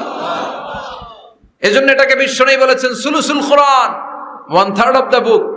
হয় একবার পড়লে 10 পারা, 2 বার 20 পারা, 3 বারে পুরো খতম, না হয় অন্তত তাওহীদের সব বিষয়গুলো আপনার অন্তরের মধ্যে ঢুকে যাবে। চিল্লায় কোন আল্লাহু আকবার। অনেক বরকতের সূরা। বিশ্বনবী মুহাম্মদ রাসূলুল্লাহ সাল্লাল্লাহু আলাইহি ওয়াসাল্লাম মক্কা থেকে মদিনায় হিজরত করে আসলেন। মদিনায় যাওয়ার আগে কোবা পল্লী, যারা হজ উমরায় গিয়েছেন, মক্কা থেকে মাত্র 5 কিলোমিটার দূর একটা মসজিদ আছে, মসজিদে কোবা। প্রতিদিন শনিবার বিশ্বনবী মসজিদে নববী থেকে কোবা মসজিদে হেঁটে হেঁটে যে 2 রাকাত নামাজ পড়তেন। কেউ যদি অজু করে, ঘর থেকে অজু করে যে কোবার মসজিদে নামাজ পড়ে, তার আমল নামে আল্লাহ একটা কবুল উমরা হজের সওয়াব দিয়ে দিবে। এজন্য দেখবেন প্রতি শনিবারে কোবা মসজিদে ভিড়। আমি যতবার গিয়েছি সৌদিতে, প্রত্যেক শনিবারে ওখানে জিয়ারত করেছি। শনিবারে যে কোবা মসজিদে আপনি নামাজ পড়বেন। এই কোবা মসজিদ তৈরি করে বিশ্বনবী চলে আসলেন মদিনাতুল মুনাওয়ারাতে। এসে তিনি জায়গা চুজ করলেন, কোথায় হবে আমার মসজিদ, লোকেশন চুজ করলেন। বিশ্বনবী লোকেশন চুজ করতে পারতেন খুব ভালো। খুঁজে খুঁজে এমন একটা জায়গা তিনি বাছাই করলেন, সেন্টার অফ দ্য সিটি, এটা শহরের একেবারে মাঝখানের জায়গা। বিশ্বনবী বললেন এই জায়গা আমার লাগবে। সুবহানাল্লাহ কইবেন না? কি জ্ঞান, কি বুদ্ধিমত্তা, কি ফিলোসফি ছিল বিশ্বনবীর। সব জায়গায় বিশ্বনবীর এই অভাবনীয় বুদ্ধিমত্তা। বিশ্বনবী যখন কোনো যুদ্ধে যেতেন, যুদ্ধ ডান দিকে, যুদ্ধ কোন দিকে? কিন্তু সেনাপতি নিয়ে বের হইতেন বাম দিকে, বের হইতেন বাম দিক দিয়ে, ঘুইরা টুইরা ওই দিকে যাইতেন। সুবহানাল্লাহ কইবেন না? যাতে কেউ কল্পনাই করতে না পারে কোথায় অ্যাটাক করবে উনি। এটা হচ্ছে সেনাপতির যুদ্ধ কৌশল। বিশ্বনবীর যুদ্ধ যদি হতো বাম দিকে, উনি বের হইতেন ওই দিকে। বিশ্বনবীর যুদ্ধ হলো সামনে, মদিনা থেকে তিনি পিছনের রাস্তা দিয়ে অনেক দূরে চলে যেতেন। সেখান থেকে মরুভূমির পথ পাড়ি দিয়ে তারপর যুদ্ধের ময়দানে যেতেন। বুদ্ধিমত্তা, intellectual power. He was a very good mediator ever in the world. পৃথিবীর সবচাইতে বেশি কূটনৈতিক বুদ্ধি সম্পন্ন মানুষ করে আল্লাহ তাআলা বিশ্বনবীকে বানিয়েছেন। ওয়াজ এ ভেরি গুড মিডিয়েটর। মধ্যস্থতা করতে পারতেন ভালো, সালিস করতে পারতেন ভালো। সালিস আমরা বাংলায় বলি সালিশ, আসলে শব্দটা সালিস, আস-সানি আস-সালিস, আমার আপনার মধ্যে ঝগড়া তো আমি এক আপনি দুই, আরেকজন লাগবে কি 3 নাম্বার আস-সালিস। এটাকে বলে সালিশ। সালিশই করতে পারতেন বিশ্বনবী, চমৎকার। স্বামী স্ত্রীতে ঝগড়া হইলে মিলাই দিতেন। কত ফাতেমা আর আলীর ঝগড়া মিলাই দিয়েছেন তার হিসাব নাই। সুবহানাল্লাহ কইবেন না? হি ওয়াজ এ ভেরি গুড মিডিয়েটর, ভালো মধ্যস্থতাকারী ছিলেন। স্ত্রীদের মধ্যেও ঝগড়া লাগতো, বিশ্বনবীর স্ত্রীদের মধ্যেও খুনসুটি হতো, ঝগড়া। বিশ্বনবীর একমাত্র ভার্জিন কুমারী স্ত্রী ছিল আয়েশা রাদিয়াল্লাহু তাআলা আনহা। ওনার বাড়িতে বিশ্বনবীর আরেক স্ত্রী, খুব সম্ভবত হাফসা বা সাফিয়া, কোন বর্ণনা এসেছে পায়েস, কোথাও এসেছে ঝোলওয়ালা তরকারি হাদিয়া নিয়ে আসছে, যে এটা আপনারা দিলাম। আয়েশা তরকারি দেখে রেগে গেলেন, আমার ঘরে তরকারি দিছো কেন, আমি রাঁধতে পারি না? আমি নিজ হাতে রান্না করে বিশ্বনবীরে খাওয়াবো। রেগে মেগে তরকারির ঝোল নিয়ে সাফিয়ার বা হাফসার গালের মধ্যে মেখে দিয়েছে। হাফসা যে বিশ্বনবীর কাছে বলি, ইয়া রাসূলুল্লাহ, কুমারী বউ তো আদর করছেন বেশি, লাই দিয়া কই তুলছেন দেখেন। ও নবী, আমি পায়েস নিয়েছিলাম আর ঝোল করা তরকারি নিয়েছিলাম, ভেবেছিলাম আপনিও খাবেন, আয়েশাও খাবে। আয়েশাকে আমি কি রাঁধতে জানি না, নিয়ে আসলা কেন আমার ঘরে, দিলা কেন? আমি রাঁধতে জানি, নিয়ে যাও। শুধু আমার তরকারিটা প্রত্যাখ্যান করে নাই, তরকারির ঝোল আর পায়েস দিয়ে আমার গালের মধ্যে কসমেটিক্স বানায়া দিছে। এই যে গাল দেখেন, দলিল নিয়ে আসছি, দেখেন কি করছে। বিশ্বনবীর পদ্ধতি ছিল, বিচার কেউ দিলেই he never take any action, he never react anymore. কখনো উনি অ্যাকশনে যেতেন না, উনি দুই পক্ষের কথা শুনতেন। সুবহানাল্লাহ পড়েন। আর আমাদের বিচার করতে গেলে একজনের কথা শুনে আরেকজনরে বাস আছে না নাই? বললেন আয়েশারে ডাকো, আয়েশা এমন করেছো? করেছি। কেন করেছো? বলে ইয়া রাসূলুল্লাহ, মাথাটা গরম ছিল, নিজেকে সামলাতে পারিনি গো নবী, সামলাতে পারিনি, আমি ভুল করেছি, আমি স্বীকার করলাম, মাফ করে দেন। বিশ্বনবী বললেন, এবার ঠিক আছে, দুজনের কথা আমি শুনেছি, এবার আমার জাজমেন্ট হচ্ছে কিসাস, মানে যেমন করেছো তেমন, গুতা মারলে গুতা, ঘুষি মারলে ঘুষি, আঘাত করলে আঘাত, ঠিক কিনা? হাফসাকে তুমি যেমনি ঝোল মাখিয়ে দিয়েছো, হাফসা তুমিও বাটি থেকে ঝোল নিয়ে আয়েশার গালে পলিশ করে দাও। হাফসাও সুযোগ পাইয়া ঝোল নিয়ে মাইখা দিছে। এবার দুইজনের গালে কসমেটিক্স। বিশ্বনবী মুচকি হাসলেন, আরশের উপর থেকে খুশি হয়ে গেল কে? আল্লাহ। এটা হচ্ছে বিশ্বনবীর বিচার করার বুদ্ধিমত্তা। হি ওয়াজ এ ভেরি গুড মিডিয়েটর। ঝগড়া লাগলেই, বুখারীতে একটা চ্যাপ্টার আছে, চ্যাপ্টারের নাম হচ্ছে ইযহাবু বিনা নুসলিহ বাইনাহুম। চ্যাপ্টারের নাম আমাকে নিয়ে চলো, আমি মিলাইয়া দিব। চ্যাপ্টারের নাম কি? আমাকে নিয়ে যাও, আমি মিলাইয়া দিয়ে আসবো। কত জায়গায় যে বিশ্বনবী যে মিলাইয়া দিয়ে আসতেন। মক্কা থেকে তিনি যখন মদিনায় এসছেন, মদিনার দুইটা গোত্র ছিল, আউস আর খাজরাজ। এদের এই দুই গোত্রের মধ্যে 100 বছরের মারামারি, 120 বছরের যুদ্ধ, কেউ থামাতে পারে না। থামাতে পারবে কি করে? বাবা যখন মারা যায়, ছেলেরা বলতো আমারে মারছিল, তোরাও মারবি। কেউ যখন ইন্তেকাল করে ওসিয়ত করে যেত, আমারে কোপাইছে, তোরাও কোপাবি, কোপায়া সাইজ করে ফেলবি। তো সবাই সবার রাগ আর ঝাল মেটানোর জন্য এরকম ছেলে মেয়েদেরকে ওসিয়ত করে যেত যে এই যুদ্ধ যেন বন্ধ না হয়, আমার প্রতিশোধ তুই নিবি বাবা। এরকম ডাকাইত কিছু লোক আছে না নাই? দাও দাও করে আগুন শুধু জ্বালাতে চায়। 120 বছরের যুদ্ধ কেউ থামাতে পারে না। বিশ্বনবী মক্কা থেকে মদিনায় হিজরত করলেন। মদিনায় যে উভয় পক্ষরে নিয়ে বসলেন, উভয় পক্ষের সব কথা শুনলেন। এরপরে কথা শোনার পরে মাত্র 7 দিনের ব্যবধানে বিশ্বনবী 120 বছরের যুদ্ধ মিটায় দিলেন। এতদিন পর্যন্ত নিয়ম ছিল, আউসের কেউ খাজরাজের কোনো মেয়ে বিয়ে করে না, খাজরাজের কোনো ছেলে আউস থেকে মেয়ে নেয় না। ওদের আনন্দ ওদের মতো, এদের আনন্দ এদের মতো। এই মিলিয়ে দেওয়ার পর থেকে আউস আর খাজরাজের মধ্যে বিয়ে করানোর ধুম পড়ে গেল। এরা কুরবানির গোশত নিয়ে আউসের এরা খাজরাজের বাড়িতে দিয়ে আসে, খাজরাজের এরা আবার উট জবাই করলে বড় রান দিয়ে আসে আউসের কাছে। সুবহানাল্লাহ পড়ে। বিশ্বনবী ছিলেন গুড মিডিয়েটর। তিনি মদিনায় লোকেশন খুঁজতেছেন, কোথায় হবে আমার মসজিদ নববী, যেটা হবে আমার ক্যান্টনমেন্ট, যেটা হবে আমার গণভবন, যেটা হবে আমার বাসভবন, যেখান থেকে আমি মিলিটারি সোলজার পাঠাবো অ্যাটাক করার জন্য, যেখানে হবে আমার জেলখানা, যেখানে হবে আল্লাহর কাছে সেজদা দেওয়ার জিকির করার জায়গা। চিল্লা এখন ঠিক কিনা? এখন মসজিদগুলোরে আমরা মনে করছি শুধু ইবাদতের জায়গা। এই মসজিদ কেন্দ্রিক সব হতে হবে। আপনি গোটা বিশ্বে দেখেন, বাংলাদেশের ছোট্ট একটা চিপার মধ্যে একটা মসজিদ দাঁড় করায় ফেলছে। মসজিদ হবে অনেক বড় এরিয়া নিয়ে, পার্কিং লট থাকবে বড় বড়, মসজিদের একতলায় থাকবে কমিউনিটি সেন্টার, এক জায়গায় থাকবে হিজামা সেন্টার, এক জায়গায় থাকবে রুকিয়া সেন্টার, আরেক জায়গায় খতিব সাহেব সোশ্যাল কাউন্সিলিং করবে। যুবকদের কি সমস্যা, নারীদের কি সমস্যা, বিধবাদের কি সমস্যা, কার কি মাসালা জানার আছে, লিগ্যাল অপিনিয়ন জানার আছে, খতিব সাহেব সোশ্যাল কাউন্সিলিং করবে। চিল্লা এখন ঠিক কিনা? এইভাবে গোটা বিশ্বব্যাপী মসজিদ কেন্দ্রিক কাজ হয়। এদেশে মসজিদে শুধু নামাজ, আর কিছু নাই। বিশ্বনবী লোকেশন তালাশ করতেছেন, কোথায় বানানো যায় মসজিদ নববী। খুঁজতে খুঁজতে এমন জায়গায় বিশ্বনবী চয়েস করলো, ওটা ছিল ছাগল ঘোড়া এগুলোর আস্তাবল, কিছু জায়গায় খেজুর গাছের ভাঙ্গা ক্ষেত, আর কিছু জায়গায় কাফির মুশরিকদের কবরস্থান। এখন এই জায়গায় মসজিদ করা তো কঠিন। বিশ্বনবী বললেন, না, আমার নজর এক জায়গায় যদি পড়ে ওইখান থেকে আমি ফিরাই না সহজে, ট্রাই করো, এটাই আমার লাগবে মসজিদে নববী। বিশ্বনবী বললেন, ছাগল গরুর আস্তাবলকে সমান করো, খেজুর গাছ ভাঙ্গা যেগুলো আছে খেজুর গাছগুলোরে কেটে ফেলো, কাফের মুশরিকদের যত কবরস্থান আছে কবরস্থান থেকে হাড্ডি গুড্ডি এখান থেকে নিয়ে অন্য জায়গায় দাফন করো। সুবহানাল্লাহ। মসজিদে নববী শুরু হয়ে গেল। নিজ হাতে পাথর কেটে কেটে তিনি মসজিদে নববী বানালেন। আর এর আগে যেটা বানায় আসছে ওটার নাম মসজিদে কুবা। ওটার নাম কি? আপনাদের এলাকায় অনেক জায়গায় আছে না মসজিদে কুবা? কুমিল্লাতে একটা আছে, আছে না? 2 জায়গায়। এই মসজিদে কুবাতে বিশ্বনবী সাল্লাল্লাহু আলাইহি ওয়াসাল্লাম এক সাহাবাকে ইমাম বানায় দিয়ে আসলেন। উনি ইমামতি করে ওই মসজিদে, আর বিশ্বনবী ইমামতি করে মসজিদ নববীতে।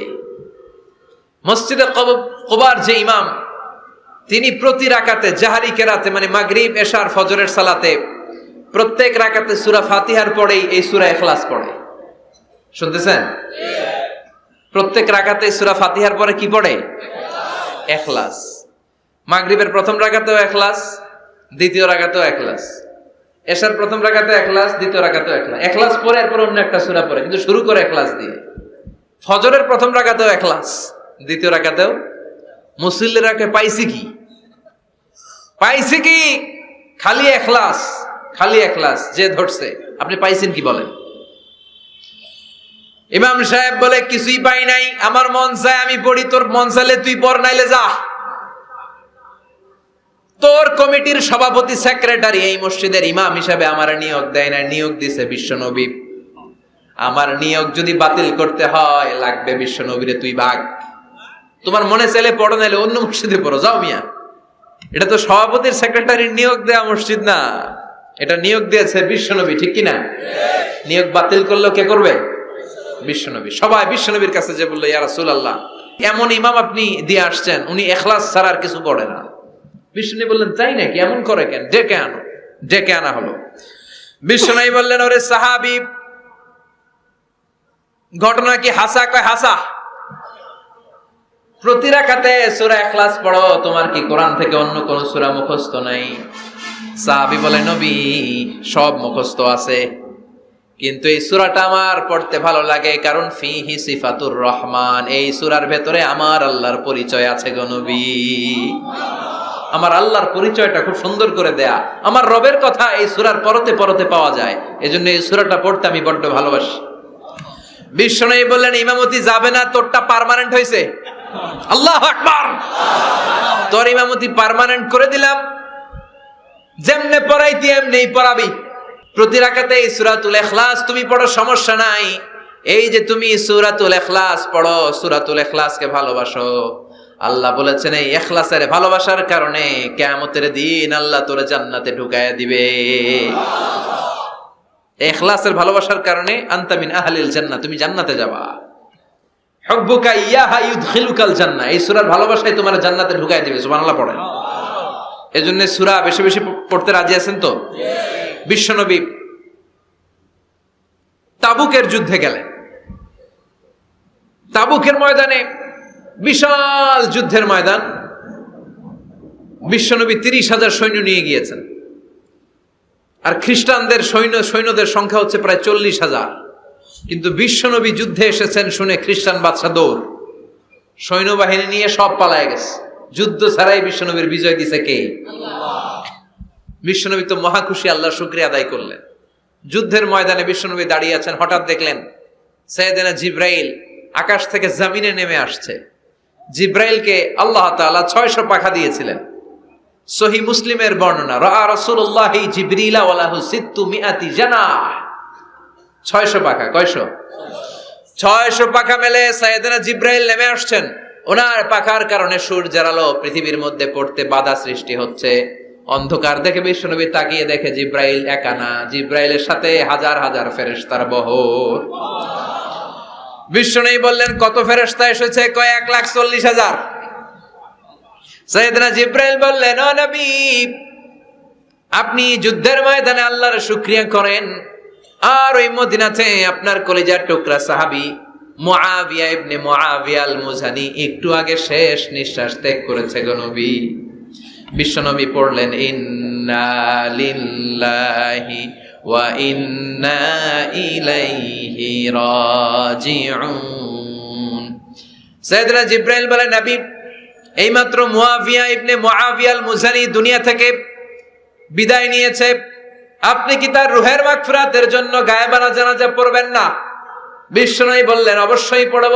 সাহাবাদের মধ্যে ঘোষণা দিয়ে দিলেন, সবাই ওযু করে আসো, যুদ্ধের ময়দানে আল্লাহ আমাদেরকে বিজয় দিয়েছে, আর খবর পেলাম মদিনাতে আমার সাহাবা মুআবিয়া ইন্তেকাল করেছে, মুআবিয়ার রুহের মাগফিরাতের জন্য আমরা গায়েবানা জানাজা পড়ব। পড়েন সুবহানাল্লাহ।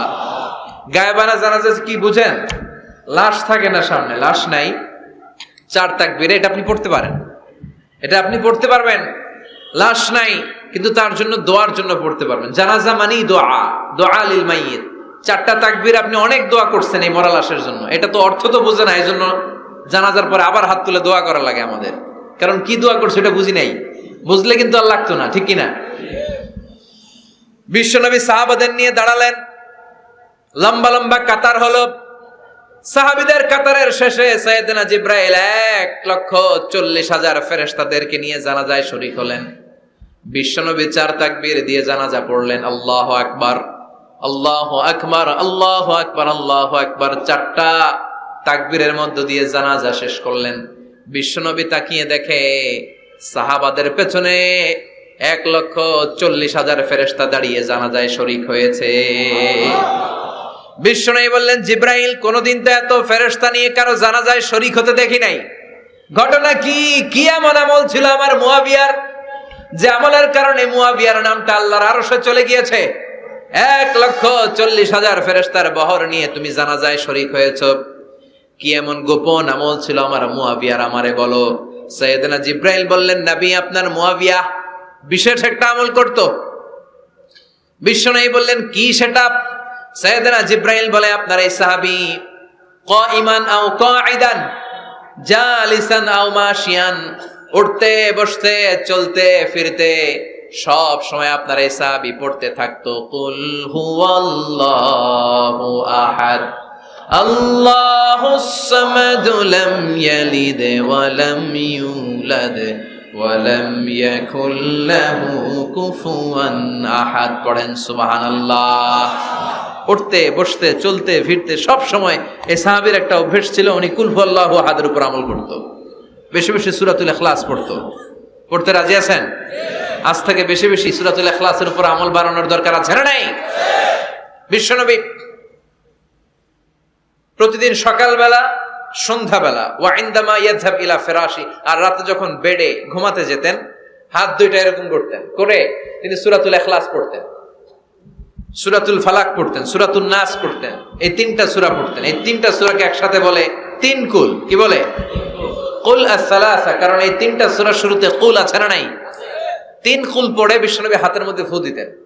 ফু দিয়ে মাথা থেকে শুরু করে মুছতে মুছতে মুছতে মুছতে পা পর্যন্ত মুছতেন, হাত মুছতেন, সারা দেহের যতটুকু সম্ভব বিশ্বনবী সারা দেহের মধ্যে এই 3 কুল পড়া হাত দুইটা দিয়ে সারা দেহের মধ্যে বিশ্বনবী হাত বুলিয়ে দিতেন, মেসেজ করে দিতেন, সুবহানাল্লাহ। সকালে, সন্ধ্যায়, আর রাতের বেলা বিছানায় গেলে। এটা protection from all the bad আইস। যত হিংসুক চক্ষু আছে, যত ভূত পেতনি আর শয়তানের অনিষ্ট আছে, সব থেকে আপনাকে রক্ষা করবে কে? আল্লাহ। এজন্য প্রতিদিন এগুলো পড়বেন। কি কি পড়বেন? এরকম হাত দুইটা মিলায়া সূরা ইখলাস, সূরা ফালাক, সূরা নাস, 3টার বলে একসাথে 3 কুল। কি বলে? আজকে থেকে এটার আমল করা যাবে। মা আয়েশা যখন অসুস্থ হতেন, বিশ্বনবীর কাছে যে বললেই বিশ্বনবী বলতেন, আয়েশা, হাত দুইটার একসাথে করো। সূরা ফালাক পড়ো, ইখলাস পড়ো, নাস পড়ো, ফুদাও আর সারা দেহে মেসেজ করো। সুবহানাল্লাহ পড়েন। বিশ্বনবী একবার সেজদায় আছেন। কিসে আছেন? চিল্লা এখন। সেজদা অবস্থায় লাদাগাতহু আকরাব, একটা বিচ্ছু পোকা এসে বিশ্বনবীর হাতের মধ্যে কামড় দিয়েছে। বিচ্ছু কামড় দিলে খুব আরাম লাগে না? হ্যাঁ, বিষাক্ত, পয়জনাস, ভ্যানামাস। বিশ্বনবী ব্যথা পাচ্ছেন, প্রচন্ড ব্যথায় বিশ্বনবী অস্থির। বিশ্বনবী বললেন লাআনাতুল্লাহি আলাল আকরাব, এই বিচ্ছুর উপর আল্লাহর লানত। এটা মুসল্লিও চিনে না, নবীও চিনে না, কোন জায়গায় কামড় দিতে হবে এটাও জানে না, কিন্তু কামড় দিয়েছে, ব্যথায় কাতরাচ্ছে। বিশ্বনবী বললেন লবণের পানি গরম দাও, আঙ্গুলের উপরে ঢালো। লবণের পানি গরম দিয়ে আঙ্গুলের উপরে ঢালতে শুরু করে দিল। বিশ্বনবী পড়তে আরম্ভ করলো কুল হুয়াল্লাহু আহাদ আল্লাহুস সামাদ লাম ইয়ালিদ ওয়া লাম ইউলাদ ওয়া লাম ইয়াকুল লাহু কুফুয়ান আহাদ। পড়েন সুবহানাল্লাহ। এজন্য ব্যথা পেলে, সাপে কামড়ালে, বিচ্ছু কামড়ালে, বল্লা কামড়ালে, মধুপোকা কামড়ালে কি করবেন? সূরা ইখলাস, সূরা ফালাক, সূরা নাস, আবার বলেন সূরা ইখলাস, সূরা ফালাক, সূরা পড়ে ফু দিবেন। আর রাত্রিবেলা, সকালবেলা ঘুমোতে যাওয়ার আগে হাতের মধ্যে ফুল দিয়ে সারা দেহে মেসেজ। মনে থাকবে না? মাহফিল শেষ, ওয়াজও শেষ, মনে থাকবে তো? আল্লাহ বললেন কুল হুয়াল্লাহু আহাদ, নবী আপনি বলেন আল্লাহ একজন, এক এবং অদ্বিতীয়। আমাদের আল্লাহ কয়জন? একজন হওয়াতে আমাদের জন্য লাভ না লস? কেমনে লাভ? 3 জন 4 জন হইলে কইতাম আমগো আল্লাহ 4 জন। হ্যাঁ, 3 জন হইলে 3 রকম বলতো, একজনের খুশি করে পারি না। 3 জন হইলে ঝামেলা আছে না নাই? আল্লাহ যদি 2 জন হতো কি হতো? একজন বলতো এতদিন তুমি তোমার মন মতো মহাবিশ্বের সব কিছু পরিচালনা করেছো, আজকে থেকে আমি আমার মন মতো করবো। ঝামেলা আছে না নাই? এতদিন দুনিয়ার মানুষগুলো পায়ে ভর দিয়ে হাঁটতো, হাত দিয়ে খেত, এখন থেকে যতগুলা মানুষ আসবে সব হাতে চলবে আর পা দিয়ে খাবে। আছে না নাই? এতদিন যাবত মেয়েরা গর্ভধারণ করতো তোমার নিয়মে, ছেলেরা কামাই করতো, এখন থেকে পুরুষরা গর্ভধারণ করবে, মেয়েরা কামাই করবে। আছে না নাই? এতদিন তুমি পূর্ব দিক থেকে সূর্য উঠিয়েছো, পশ্চিম দিকে অস্ত দিয়েছো, কালকে থেকে আমার নিয়মে পশ্চিম দিক থেকে সূর্য উঠাবো আমি, পূর্ব দিকে অস্ত যাবে। কিলাকিলি আছে না নাই? 2 জনের মধ্যে যদি সংলাপ সমঝোতা না হইতো, মারামারি আছে না? এজন্য আল্লাহ বলেন লাউ কানা ফীহিমা আলিহাতুন ইল্লাল্লাহু লাফাসাদাতা, মহাবিশ্বে আল্লাহ একজন না হয়ে যদি একাধিক হতো, মহাবিশ্বটা মুহূর্তের মধ্যে ধ্বংস হয়ে যেত। ঠিক কি না? এজন্য আল্লাহ একজন হওয়াতে আমাদের লাভ হয়েছে। 3 জন হইলে 3 রকম কথা কইতো। ঠিক কি না? একজন বলতো আমারে বেশি ডাকস না কেন, ওরে ডাকস কেন? একজন বলতো ওরে ডাকস, আমারে ডাকস না কেন? ওর জিকির করলি, আমার নামের জিকির করলি না কেন? ওরে খুশি করতে চাস, আমারে করস না কেন? ভেজাল হইতো না? এখন একজন, মারলেও আসি, কাটলেও আসি, বাঁচলেও আসি, একজন। সুবহানাল্লাহ পড়েন। এটা সহজ হয়ে গেছে। এজন্য আল্লাহ বললেন কুল হুয়াল্লাহু, সবাই বলেন কুল হুয়াল্লাহু আহাদ, মানে এক বা একক। আল্লাহর কোনো শরীক নাই, তার কোনো সাথী নাই, তার কোনো বন্ধু নাই, তার কোনো বাবা নাই, তার কোনো পিতা নাই, তিনি হলেন আহাদ। আহাদ হচ্ছে আল্লাহর চমৎকার একটা নাম। সাইয়েদনা বেলাল রাদিয়াল্লাহু তাআলা আনহুকে ঈমান আনার জন্য অত্যাচার শুরু করা হলো। এমন কোন মাইর নাই তারা দেয়া হয় না, পিটিয়ে পিটিয়ে রক্তাক্ত করে জমিনে ফেলে রাখা হতো, পিটিয়ে গোশত হাড্ডি থেতলে ফেলা হতো। প্রচন্ড মরুভূমির গরম বালুর মধ্যে ওনাকে শুইয়ে রেখে পেটের উপরে পাথর চাপা দেয়া হতো, বলতো এবার জিকির কর লা ইলাহা ইল্লাল্লাহ। বেলাল আর জিকির করতে পারে না, লা ইলাহা ইল্লাল্লাহ শ্বাস বেরোয় না, শ্বাস যেটা ঢুকায় বের করতে পারে না, শ্বাস নিতে পারে না, লা ইলাহার আওয়াজ আর মুখ দিয়ে বের হয় না। এবার বেলাল ছোট্ট করে আল্লাহর ডাকে পড়ে আহাদ। কি পড়ে? আরো জোরে পড়েন। এজন্য আল্লাহ বললেন কুল হুয়াল্লাহু আহাদ, তিনি এমন আল্লাহ, তিনি হলেন আহাদ। আহাদ ছিল বেলালের জিকির। ঠিক কিনা? এখন আজান আছে কিন্তু বেলালের রূহ নাই, মানুষ আছে কিন্তু সেই ঈমান নাই। চিল্লা এখন ঠিক কিনা? আজ সেই কোরআন আছে, হাদিস আছে, সেই ঈমান আরে মানুষ নে, সেই আলী হায়দারে উসমান নেই, আজানের ধ্বনি আছে আগেরই মতোই, আজানের ধ্বনি আছে আগেরই মতোই, বেলালের সেই রূহ নেই, বেলালের সেই রূহ নেই। আজ সেই কোরআন আছে, হাদিস আছে, সেই ঈমান আর মানুষ নেই, সেই আলী হায়দারে উসমান নেই। ফলসফা আছে আগেরই মতোই, ফলসফা আছে আগেরই মতোই, গাজালির সেই তালকিন নেই, গাজালির সেই তালকিন নেই। আজ সেই কোরআন আছে, হাদিস আছে, সেই ঈমান আর মানুষ নেই, সেই আলী হায়দারে উসমান নেই। চিল্লায় বলেন ঠিক কিনা? আজান আছে, বেলালের রূপটা নাই। দর্শন শাস্ত্র আছে, লজিক আছে, মান্তিক আছে, ফলসফা আছে, কিন্তু গাজালির সেই তালকিন নাই। চিল্লায় এখন ঠিক কিনা? এজন্য আল্লাহ বললেন আমার নাম হলো আহাদ, কুল হুয়াল্লাহু আহাদ। এরপর আল্লাহ বললেন আল্লাহুস সামাদ, আমার নাম হলো সামাদ। ওনার নাম কি? সামাদ মানে অমুখাপেক্ষী, কাদিউল হাজাত, যিনি সবার চাহিদা পূরণ করে। তিনি কে? যিনি সবাইরে দেয়, কারো কাছ থেকে কিছু চায় না। তিনি কে? সবাই যার কাছে ঠেকা, যিনি কারো কাছে ঠেকা না। চিল্লায় বলেন তিনি কে? মা ইউসমাদু ইলাইহিল খালকু কুল্লু, যার দিকে গোটা পৃথিবী হাত পেতে ফরিয়াদ করে, যার দিকে পৃথিবীর সব সত্তা তাকিয়ে থাকে। তিনি রহমতের বারিধারা নাজিল করলে, তিনি রিজিক দিলে আমাদের বেঁচে থাকা সম্ভব। তিনি ছাড়া কেউ আমাদের রিজিকের যোগান দিতে পারে না। তার নাম কি? আল্লাহ ডেকে বলে গোলাম লাউ আন্না আউওয়ালাকুম ওয়া আখিরাকুম ওয়া ইনসাকুম ওয়া জিন্নাকুম, তোমাদের শুরু থেকে শেষ পর্যন্ত, আদম থেকে শেষ পর্যন্ত যত লক্ষ কোটি মানুষ দুনিয়ায় আসবে, সবগুলো মানুষ বিশাল এক মরু প্রান্তরে দাঁড়িয়ে যদি আমি আল্লাহর কাছে চাইতে শুরু করে দাও, সবাই যদি আল্লাহর কাছে মনের সব চাওয়াগুলো বলে, আল্লাহ আমারে বাড়ি দাও, আমারে গাড়ি দাও, নারী দাও, এটা দাও, ওটা দাও, আমারে সব দাও, আল্লাহ সবাইকে সব যদি দান করে দেয়, আল্লাহর ক্ষমতার 1 ইঞ্চিও কমবে না, আল্লাহর ধনভাণ্ডারের 1 ইঞ্চিও ঘাটতি হবে না। সুবহানাল্লাহ পড়ে। এজন্য কেউ যেটা পারে না, পারে কে? আমাদের যার যা দরকার আল্লাহ যদি সবাইরে সব দিয়ে দেয়, ওনার ভান্ডারের কিছু কমতি হবে? এজন্য ওনার নাম সামাদ। সবাই ওনার কাছে হাত পাতে, উনি হাত পাতে কার কাছে? কথা কন। সবাই ওনার কাছে ঠেকা, উনি ঠেকা কার কাছে?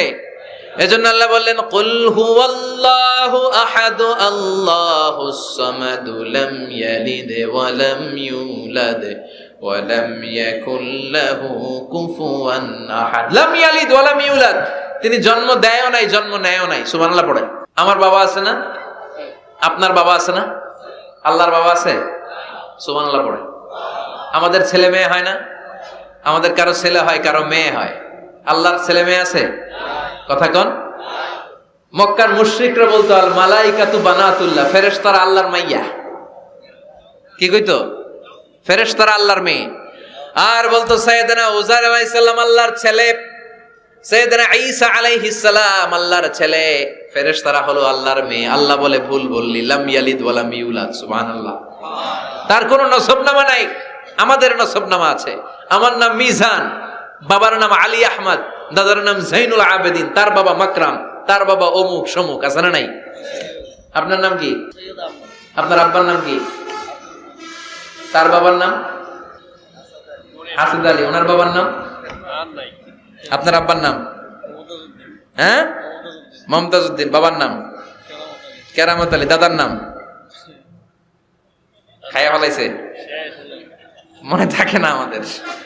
বিশ্বনবীর বাবার নাম আব্দুল্লাহ, তার বাবার নাম আব্দুল মুত্তালিব, ওনার বাবার নাম হাশিম, ওনার বাবার নাম কিলাব, মুররা, গালেব, ফেহের, এভাবে যেতে যেতে আদনান, যেতে যেতে ইসমাইল, যেতে যেতে ইব্রাহিম আলাইহিস সালাম, যেতে যেতে শীস, যেতে যেতে আদম আলাইহিস সালাম। এটা বিশ্বনবীর নসবনামা, ঠিক কি না? আমাদের নসবনামা থাকে, আমাদের বংশ পরিক্রমা থাকে। আমার নাম অমুক, বাপের নাম অমুক, দাদার নাম অমুক। তো আল্লাহর নাম আল্লাহ, আল্লাহর বাপের নাম কি? আল্লাহর দাদার নাম আছে? আছে। এজন্য আল্লাহ বললেন লাম ইয়ালিদ ওয়া লাম ইউলাদ ওয়ালাম ইয়াকুল লাহু কুফুয়ান আহাদ। আল্লাহু আকবার। ওয়ালাম ইয়াকুল লাহু কুফুয়ান আহাদ, মহাবিশ্বে তার মতো কেউ নাই, তিনি তার মতো। লাইসা কামিসলিহি শাই, কেউ তার মতো নয়, তিনি তার মতো। সুবহানাল্লাহ। তার মতো ক্ষমতায়, তার মতো শক্তিতে, কুদরতে মহাবিশ্বে দ্বিতীয় কোন সত্তা আছে? সৌন্দর্যে আল্লাহর চেয়ে সুন্দর কেউ আছে? কথা কন। দুনিয়া সুন্দর, মানুষ সুন্দর, আসমান সুন্দর, জমিন সুন্দর, সুন্দরে সুন্দরে পাল্লা। জানি না কত সুন্দর তুমি আল্লাহ, জানি না কত সুন্দর তুমি আল্লাহ। পড়েন, দুনিয়া সুন্দর, মানুষ সুন্দর, আসমান সুন্দর, জমিন সুন্দর, সুন্দরে সুন্দরে পাল্লা। জানি না কত সুন্দর তুমি আল্লাহ, জানি না কত সুন্দর তুমি আল্লাহ। সুবহানাল্লাহ পড়েন। ইন্নাল্লাহ জামিল ইউহিব্বুল জামাল। আল্লাহ নিজে সুন্দর, আল্লাহ সৌন্দর্যকে পছন্দ করেন। মহাবিশ্বে তার সমকক্ষ কেউ নাই, তার মতো সুন্দর কেউ নাই, ঠিক কিনা? জান্নাতে যারা ঢুকবে in the day of judgement, কিয়ামতের দিন জান্নাতীরা আল্লাহকে দেখতে পাবে। ইন্নাকুম সাতারাউনা রাব্বাকুম আয়ানান কামা তারাউনা হাযাল কমার। বিষ্ণু বলেন, এই যে জলজলে চন্দ্রটা তোমরা যেমনি দেখতে পাও, কিয়ামতের কঠিন ময়দানে বিচার শেষে যারা জান্নাতে যাওয়ার সুযোগ পাবা, তারা চাঁদটা যেমনি দেখো দু চোখ দিয়ে আল্লাহর সেদিন তেমনি দেখতে পাবা। জান্নাতীদেরকে নাজ নেয়ামত সব দেওয়ার পরে আল্লাহ বলবেন, ও জান্নাতীরা, কোরআনে হাদিসে নবীর কাছে আলেমদের মুখে যত নাজ নেয়ামতের কথা শুনেছো সব পাইছো না? সবাই বলবে, আল্লাহ পেয়েছি, অনেক মौज मस्ती করেছি, জান্নাতকে মজা লেলো, জান্নাত তোমারি হ্যায়। সব পাইছি আল্লাহ, সব। এক জান্নাতি হাত তুলে বলবে, আল্লাহ একটা পাই নাই। কি পাস নাই? কয় আপনারাই তো পাই নাই। সুবহানাল্লাহ কইবেন না? আল্লাহ আপনারে পাই নাই। তখন আল্লাহ তাআলা নিজের গোপন সৌন্দর্যকে সেদিন জান্নাতীদের কাছে প্রকাশ করে দিবে। বিশাল এক কনফারেন্স রুমে জান্নাতের ভেতরে লক্ষ লক্ষ নবীদেরকে নিয়ে বসবেন। সবার সামনে থাকবে বিশ্বনবীর সিংহাসন। সুবহানাল্লাহ পড়ে। তারপরে অন্যান্য নবীরা, আল্লাহর ওলিরা, শাহিদরা, সালেহিনরা, মুমিন বান্দারা, আপনারা সবাই থাকবেন ওই দিন ইনশাআল্লাহ। কোন আল্লাহ তার নিজের সৌন্দর্য প্রকাশ করবেন জান্নাতীদের সামনে। লক্ষ লক্ষ কোটি কোটি জান্নাতীরা বসে থাকবে, আল্লাহ দেখাবেন ওনার সৌন্দর্য। 70,000 নূরের পর্দার কথা আমরা বলি, বর্ণনাটা দাঈফ। আসলে যে কত পর্দা আল্লাহই ভালো জানে। আমরা বলে থাকি 70,000। এই পর্দার অন্তরাল থেকে আল্লাহ তাআলা নূরের ঝলকানি একটু জান্নাতীদের দেখিয়ে দিবেন। উজুহু ইয়াউমা ইযিন নাযিরা ইলা রাব্বিহা নাযিরা। জান্নাতীরা পাগল হয়ে থাকবে আল্লাহর দেখার জন্য। আল্লাহ 1 সেকেন্ডের ক্ষুদ্র ভাগ, 1 মাইক্রোসেকেন্ড, 1 মাইক্রোসেকেন্ডের 1000 ভাগ করলে 1 ন্যানোসেকেন্ড, 1 ন্যানোসেকেন্ডের জন্য আল্লাহ নূরের ঝলকটা জান্নাতীদের দেখিয়ে দিবেন। 1 সেকেন্ডেরও কম সময় দেখাবেন, দেখিয়েই নাই, কিন্তু 1 সেকেন্ডের জন্য কি যে এক ঝলক দেখলো, জান্নাতীরা এরকম তাকায় থাকবে। এক তাকানোতে লক্ষ বছর, কোটি বছর চলে যাবে, সামনে কিন্তু আল্লাহর নূর নাই। ওই যে 1 সেকেন্ড দেখাইছিল, পাগলের মতো তাকিয়েই থাকবে। লক্ষ কোটি বছর গুজরিয়ে যাবে। সুবহানাল্লাহ পড়েন। এজন্য সে আল্লাহ বললেন, কুল হুয়াল্লাহু আহাদ আল্লাহুস সামাদ লাম ইয়ালিদ ওয়া লাম ইউলাদ ওয়া লাম ইয়াকুল লাহু কুফুয়ান আহাদ। কুল হুয়াল্লাহু আহাদ। ও নবী, আপনি বলেন, আমি এক, আমি অদ্বিতীয়, আমার শরীক নাই।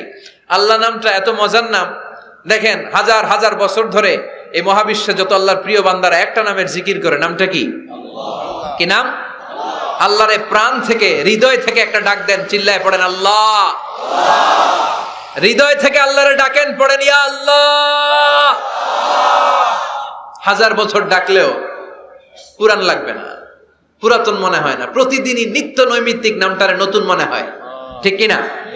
এজন্য আল্লাহ বললেন, হুয়াল আউয়াল ওয়াল আখির ওয়াল যাহির ওয়াল বাতিন ওয়া হুয়া বিকুল্লি শাইইন আলিম। প্রথমেও আমি, শেষেও আমি, গোপনেও আমি, প্রকাশ্যেও আমি, ঠিক কিনা? প্রথমে আল্লাহ আল্লাহ, শেষেও আল্লাহ আল্লাহ, আকাশে আল্লাহ আল্লাহ, জমিনে আল্লাহ আল্লাহ। পড়েন, প্রথমে আল্লাহ আল্লাহ, শেষেও আল্লাহ আল্লাহ, আকাশে আল্লাহ আল্লাহ, জমিনে আল্লাহ আল্লাহ, নিখিল জাহান গায়ে গুণগান তারে নামে গায়, আমরাও গাহি তাআলা হামদে বারি তাআলা, হামদে বারি তাআলা, হামদে বারি তাআলা। সুবহানাল্লাহ পড়েন। তিনি প্রথম, তিনি শেষ, তিনি প্রকাশ্য, তিনি গোপন। এজন্য চাইতে হবে কার কাছে? ওনার নামটা কত সুন্দর দেখেন, আলিফ লাম লাম হা, আল্লাহ। এটার কোন স্ত্রী বচন হয় না, এটার দ্বিবচন হয় না, এটার বহু বচন হয় না। ভগবানের ভগবতী আছে না নাই? ঈশ্বরের ঈশ্বরী, গডের গডেস। কিন্তু আল্লাহর নামের কোনো পরিবর্তন হয়? কি মজার নাম! বিপদে পড়লেই আমরা জপি। বিপদ যত বেশি হয় আল্লাহর নামের জিকির তত বেশি। আবার বিপদ যখন চলে যায় আল্লাহর নামের জিকিরও বন্ধ হয়ে যায়। এরকম ডাকাত আছে না নাই? ফাইদা রাকিবু ফিল ফুলকি দাআবুল্লাহ মুখলিসিনা লাহুদ্দিন ফালাম্মা নাজ্জাহুম ইলাল বাররি ইযা হুম ইউশরিকুন। আল্লাহ বলেন, আমার কিছু কুলাঙ্গার বান্দা আছে যেগুলো বিপদে পড়লে আমার নামের জিকির করে, বিপদ চলে যায় আমি আল্লাহরে গালি মারে। এরকম ডাকাইত আছে না নাই? ভূমিকম্প, আল্লাহ বাঁচাও, ভূমিকম্প নাই, ধুম্মা চলে ধুম, আছে না নাই? তুফানের মধ্যে পড়লে বলে আল্লাহ আমারে বাঁচাও। বজ্রপাতের মাঝখানে পড়লে আল্লাহর ডাকে, আল্লাহ তুমি আমারে বাঁচাও। বজ্রপাত নাই, আল্লাহও নাই। এরকম ডাকাইত আছে না নাই? এটা হচ্ছে মুনাফিকদের কারবার। মুমিনরা সবসময় জিকির করে একজনের, তিনি কে? এজন্য সূরাতুল ইখলাসের প্রথম আয়াত থেকে শিক্ষা হচ্ছে কুল হুয়াল্লাহু আহাদ। হে নবী, আপনি বলেন আল্লাহ একজন। আমরা একজনের কাছে চাবো। আমরা একজনের কাছে মনের জ্বালা, যন্ত্রণা, আকুতি, চাহিদা সব পেশ করব। আমাদের মনের যা চায় সব দিলেও তার ঘাটতি হবে না। চিল্লায় কোন ঠিক কিনা? এরপর আয়াতে আল্লাহ বললেন আল্লাহুস সামাদ, তিনি অমুখাপেক্ষী। গোটা বিশ্বের সবাই আল্লাহর কাছে ফরিয়াদ করে, আল্লাহ কারো কাছে ফরিয়াদ করে না, ঠিক কিনা? এরপরে আল্লাহ বললেন লাম ইয়ালিদ ওয়া লাম ইউলাদ, তিনি কাউরে জন্ম দেন নাই, জন্ম নেন নাই। সুবহানাল্লাহ পড়েন। ওয়া লাম ইয়াকুল লাহু কুফুয়ান আহাদ, তার মতো কেউ নাই। এটা আল্লাহর অস্তিত্বের ব্যাপারে একটা গুরুত্বপূর্ণ আকীদা। খেয়াল রাখবেন, আল্লাহর মতো কেউ হয় না, তিনি তার মতো।